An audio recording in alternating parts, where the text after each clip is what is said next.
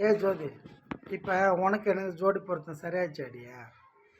உனக்கு ஜோதிக்கு ஜோடியாக பொருத்தமாக நான் வந்துட்டுனாடியா? என் அப்பா கொண்டு வந்தாண்டியா உனக்கு எனக்கும் ஒரு லிங்க்கு பொருத்தம், பேர் பொருத்தம், ஜாதக பொருத்தம், எல்லா பொருத்தமும் 1000 பொருத்தம் எல்லாத்தையும் கொண்டு வந்தான் என் அப்பா ஒருத்தன் தான். அவன் தான் சிவன். சரியா? அந்த மாதிரியா நீ நம்புறியா நம்ப மாட்டியா?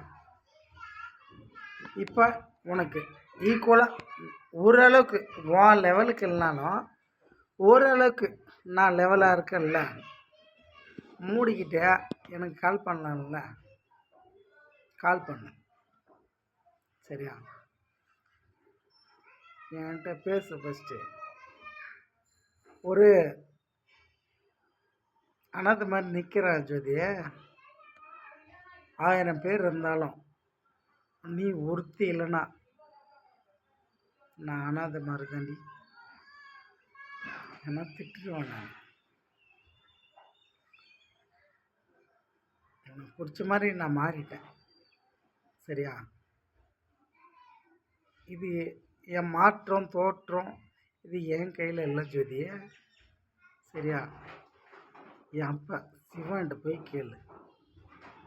ஓகே? உனக்கு டவுட் இருந்தால் என் அப்பான்ட்ட போய் கேள்றி. நான் ஃபஸ்ட்டு ஆக்சுவலாக வந்து ஒரு ரவுடி மாதிரி தான் நான் இருந்தேன். போனால் வந்தேன் வாழ்ந்தேன்ற மாதிரி.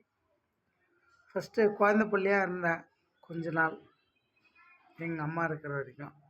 அப்புறம் ஏன்டா பிறந்தேன் ஏன்டா வளர்ந்தேன்ற மாதிரி நான் வாழ்ந்தேன். அதுக்கப்புறம் கொஞ்ச நாள் ரவுடிஜமாக இருந்தேன். அதுக்கப்புறம் கொஞ்ச நாள் ஃபேமிலி மேனாக இருந்தேன். அதுக்கப்புறம் கொஞ்ச நாள் என்னான்னு தெரியலன்ற வாழ்ந்தேன். அதுக்கப்புறம் கொஞ்ச நாள் எப்போ சிவன்னு வந்தேன். இப்போ நீன்னு நான் வாயிறேன். ஓகே? ஆனால் குழந்தையில் இருக்கும்போதும் என் அப்பன் சிவன் தான், இப்பயும் என் சிவன் தான் என் அப்பன். அந்த லெவலில் லாஸ்ட் ஃபஸ்ட் முடிஞ்சிச்சு என் லைஃப்.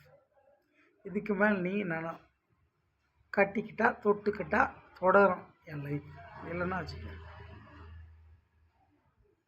நான் விட்டு ராமேஸ்வரம் கன்னியாகுமரி போக மாட்டேன்.